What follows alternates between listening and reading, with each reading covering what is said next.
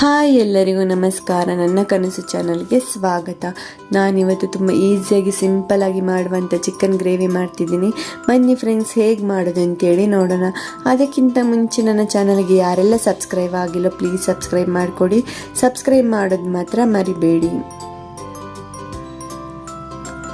First ನಾವಿಲ್ಲಿ ಒಂದು ಬಾಣಲಿಗೆ 1 ರಿಂದ 2 ಟೇಬಲ್ ಸ್ಪೂನ್ ಆಗುವಷ್ಟು ಆಯಿಲ್ ಹಾಕ್ಕೊಳ್ತಿದ್ದೀನಿ. ಇಲ್ಲಿ ನಾವು ಸ್ವಲ್ಪ ಈರುಳ್ಳಿ ಟೊಮೆಟೊನೆಲ್ಲ ಫ್ರೈ ಮಾಡ್ಕೊಳ್ಬೇಕು. ಫಸ್ಟ್ ಅದಕ್ಕೆ 1-2 ಮೀಡಿಯಮ್ ಸೈಜ್ ಈರುಳ್ಳಿನ ಕಟ್ ಮಾಡ್ಕೊಂಡು ಹಾಕ್ಕೊಳ್ತಿದ್ದೀನಿ. ಹಾಗೆ 6 ಮೆಣಸಿನ್ಕಾಯಿ. ಈಗ ಇದನ್ನೊಮ್ಮೆ ಮಿಕ್ಸ್ ಮಾಡ್ಕೊಳ್ಳೋಣ. ನಂತರ ಇದಕ್ಕೆ ನಾನು ಅರ್ಧ ಸ್ಪೂನ್ ಆಗುವಷ್ಟು ಕಾಳು ಮೆಣಸು, ಹಾಗೆ ಅರ್ಧ ಸ್ಪೂನ್ ಆಗುವಷ್ಟು ಸೋಂಪು, 1 ಏಲಕ್ಕಿ, 1 ಇಂಚು ಆಗುವಷ್ಟು ಚಕ್ಕೆ, ಹಾಗೆ 2 ಲವಂಗ, 2 ಸಣ್ಣ ಸೈಜ್ ಟೊಮೆಟೊ, ಹಾಗೆ 12 ಎಸಳು ಬೆಳ್ಳುಳ್ಳಿ, 1 ಇಂಚು ಶುಂಠಿ, 1 ಕಪ್ ಆಗುವಷ್ಟು ಪುದೀನ, ಅರ್ಧ ಕಪ್ ಆಗುವಷ್ಟು ಕೊತ್ತಂಬರಿ ಸೊಪ್ಪು. ಈಗ ನಾವು ಈ ಇಂಗ್ರೀಡಿಯೆಂಟ್ಸ್ನೆಲ್ಲ ಚೆನ್ನಾಗಿ 1-2 ನಿಮಿಷಗಳ ಕಾಲ ಫ್ರೈ ಮಾಡ್ಕೊಳ್ಬೇಕು. ಫ್ರೈ ಮಾಡಿದ ನಂತರ ಇದನ್ನು ಗ್ರೈಂಡ್ ಮಾಡೋಕ್ಕಿದೆ, ಅದಕ್ಕೋಸ್ಕರ ಚೆನ್ನಾಗಿ ಫ್ರೈ ಮಾಡ್ಕೊಳ್ಳೋಣ. ಈಗ ನೋಡಿ ಫ್ರೈ ಆಗಿದೆ. ಈಗ ಇದನ್ನು ಆರಕ್ಕೆ ಬಿಡೋಣ. ಆರಿದ ನಂತರ ಇದನ್ನು ಗ್ರೈಂಡ್ ಮಾಡ್ಕೊಳ್ಬೇಕು. ನಂತರ ಇನ್ನೊಂದು ಸೈಡಲ್ಲಿ ಒಂದು ಬಾಣಲಿಗೆ 1-2 ರಿಂದ 4 ಟೇಬಲ್ ಸ್ಪೂನ್ ಆಗೋಷ್ಟು ಆಯಿಲ್ ಹಾಕ್ಕೊಳ್ತಿದ್ದೀನಿ. ಆಯಿಲ್ ಬಿಸಿ ಆದ ನಂತರ ನಾನಿಲ್ಲಿ 1 ಮೀಡಿಯಮ್ ಸೈಜ್ ಈರುಳ್ಳಿನ ಸಣ್ಣದಾಗಿ ಕಟ್ ಮಾಡ್ಕೊಂಡು ಹಾಕ್ಕೊಳ್ತಿದ್ದೀನಿ. ಹಾಗೆ ಸ್ವಲ್ಪ ಕರಿಬೇವು ಹಾಕ್ಬಿಟ್ಟು ಚೆನ್ನಾಗೊಮ್ಮೆ ಮಿಕ್ಸ್ ಮಾಡ್ಕೊಳ್ಳೋಣ.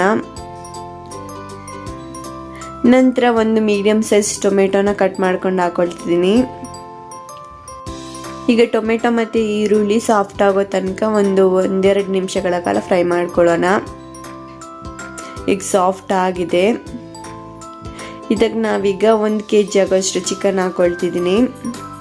ಚಿಕನ್ನ ಚೆನ್ನಾಗಿ ಅರಶಿನ ಉಪ್ಪು ಹಾಕೊಂಡು ಚೆನ್ನಾಗಿ ತೊಳೆದ್ಬಿಟ್ಟು ಹಾಕೊಳ್ಳೋಣ.